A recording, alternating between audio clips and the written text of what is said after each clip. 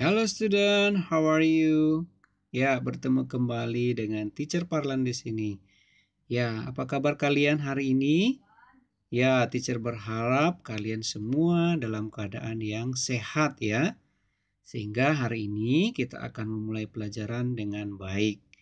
Oke, kita akan memulai pelajaran kita yaitu tematik muatan bahasa Indonesia di subtema 3 dengan topik Ayo Menjadi Penemu. Oke, nah sebelumnya marilah kita berdoa. Let's pray. Bapak, terima kasih, kami bersyukur untuk hari ini. Kami akan memulai pelajaran kami, pelajaran tematik. Tuhan, kiranya Engkau menyertai dan memberkati kami. Begitu juga dengan anak-anak kami di rumah, berkatilah mereka, sehingga mereka dapat berkonsentrasi, dapat mengikuti pembelajaran hari ini. Terima kasih ya Tuhan, inilah doa kami di dalam nama Yesus kami berdoa, haleluya, amin. Ya, baik, hari ini kita akan belajar yang pertama, menuliskan kosakata baku dalam teks eksplanasi. Yang kedua, menjelaskan informasi penting dari teks eksplanasi. Ketiga, membuat kalimat efektif dalam teks eksplanasi. Dan yang keempat, membuat teks eksplanasi tentang penemuan.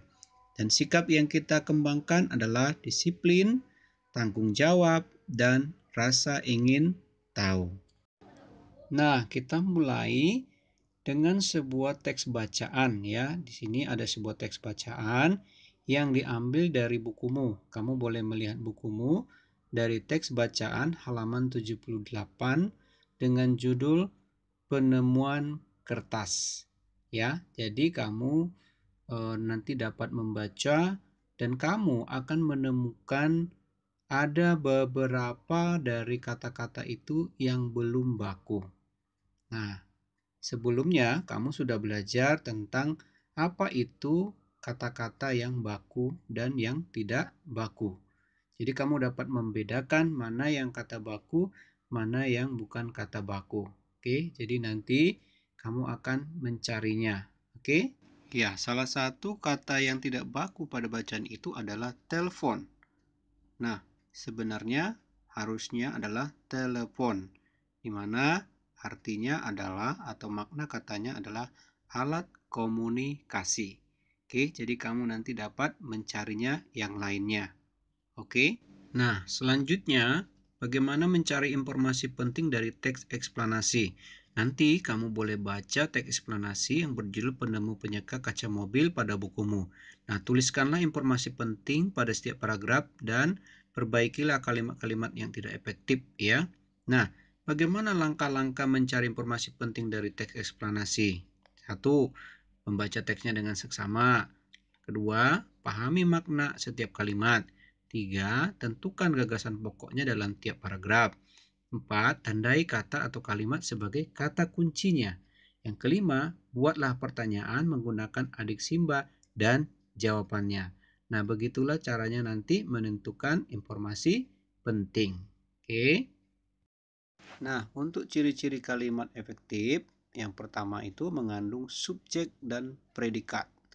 Yang kedua, disusun sesuai urutan kalimat yang benar. Dan yang ketiga, menggunakan kata baku. 4. Tidak bertele-tele.